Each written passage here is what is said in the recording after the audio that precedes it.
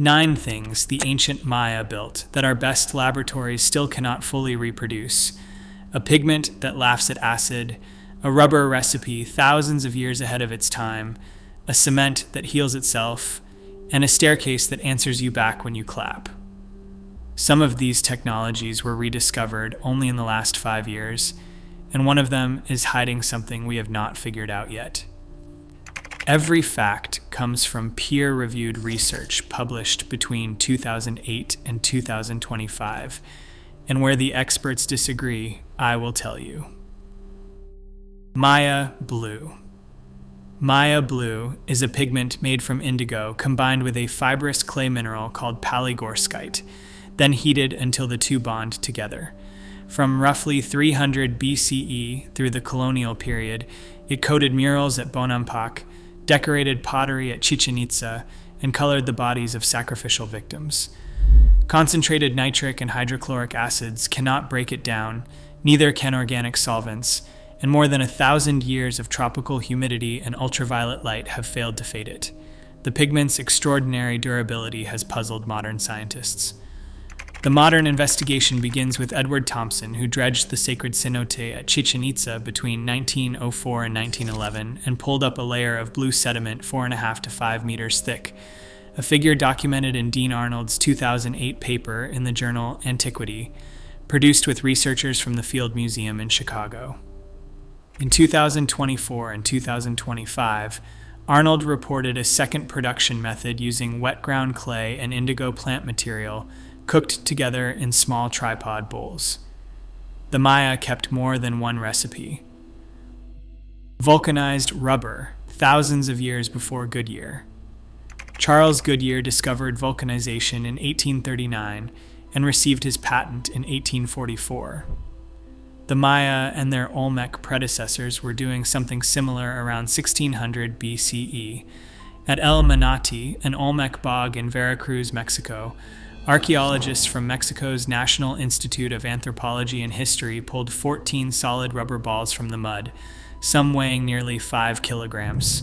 In 1999, an MIT team led by Dorothy Hostler published in the journal Science, showing that Mesoamericans harvested latex from the Castilla elastica tree and cross-linked it with juice from a morning glory vine called Ipomoea alba.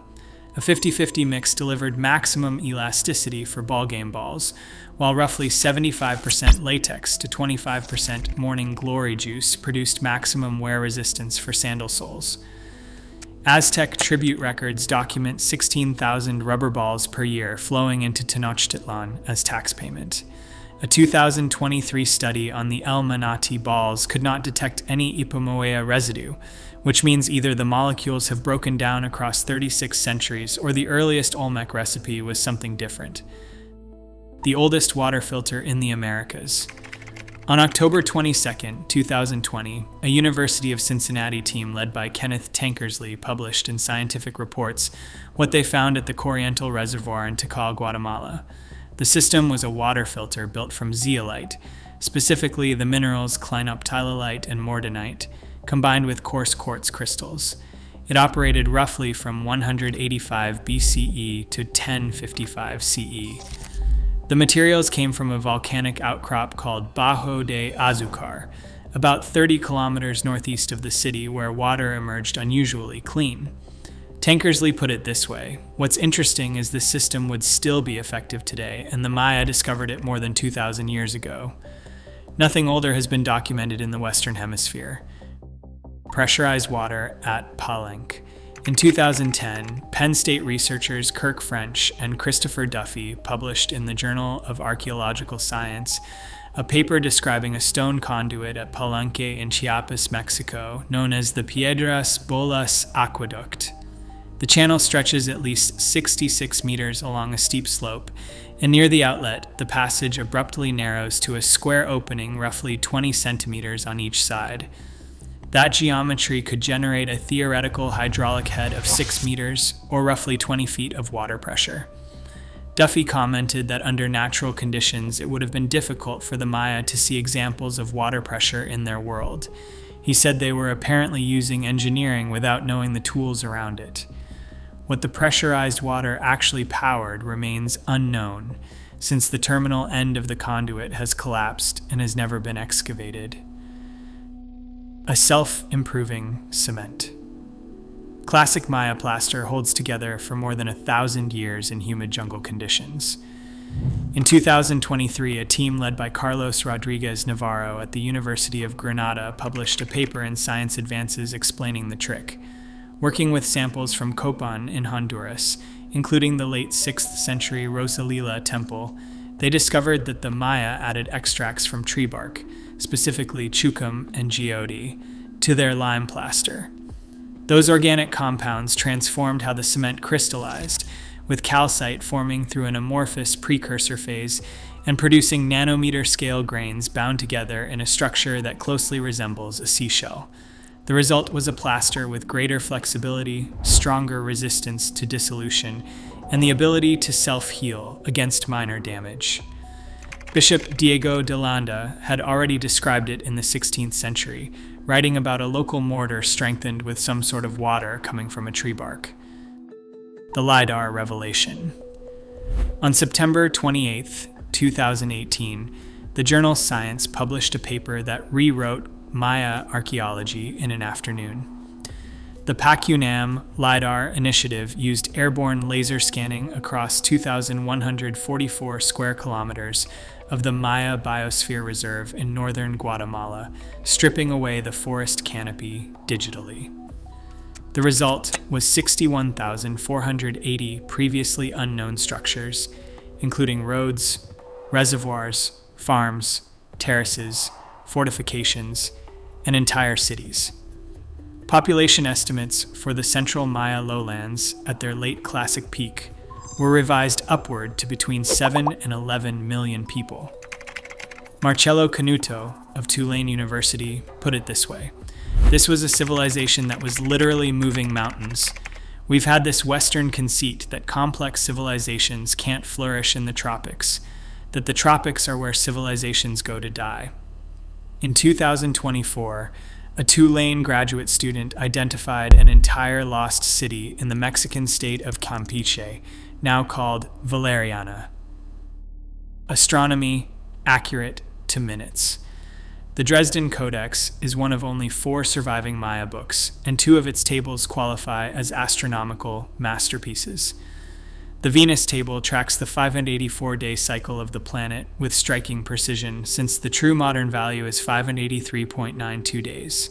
The Eclipse table spans 405 lunar cycles, which works out to 11,960 days, and the modern value for 405 lunations is 11,959.89 days. The Maya figure is off by about 1/10 of a day, or roughly 7 minutes per lunation, averaged across nearly 33 years. In October 2025, John Justison and Justin Lowry published in Science Advances, arguing that the Maya sustained this accuracy across more than 700 years by using overlapping reset cycles. On September 30th, 2018, Mexico's National Institute of Anthropology and History formally authenticated the Maya Codex of Mexico, radiocarbon dated between 1021 and 1154 CE, which makes it the oldest surviving book of the Americas, roughly 200 years older than the Dresden Codex. Buildings that tracked the sky. At Chichén Itzá, the round tower known as El Caracol has a grand staircase pointing 27.5 degrees north of west, matching the northernmost setting point of Venus. Anthony Aveni and colleagues published that alignment in the journal Science in June 1975. Slovenian archaeo-astronomer Ivan Sprajic and his colleagues later measured 271 orientations at 87 Maya sites, finding that most track sunrise or sunset on dates separated by intervals of 13 and 20 days, the core building blocks of the Maya ritual calendar, while a smaller group targets the extreme positions of Venus. Here is where the consensus has quietly shifted. The popular idea that the Maya built temples to mark the spring and fall equinoxes has turned out, according to Sprajic's 2021 analysis, to be largely a modern interpretation rather than a documented Maya practice. Solstices and Venus extremes carry the weight of the evidence. The sound of the quetzal. Clap your hands in front of the main staircase of El Castillo at Chichén Itzá, and what comes back is a strange chirped echo, a descending sweep of sound. David Lubman reported it in the Journal of the Acoustical Society of America in 1998. In 2004, Belgian researcher Nico de Klerk and his colleagues published a formal analysis in the same journal, modeling the staircase as an acoustic diffraction grating. In 2006, a measurement captured the chirp as a pitch sliding from 796 hertz down to 471 hertz within 177 milliseconds. The Great Ball Court, dedicated in 1142 CE, carries its own oddity, which is that a whisper at one end carries roughly 140 meters to the other.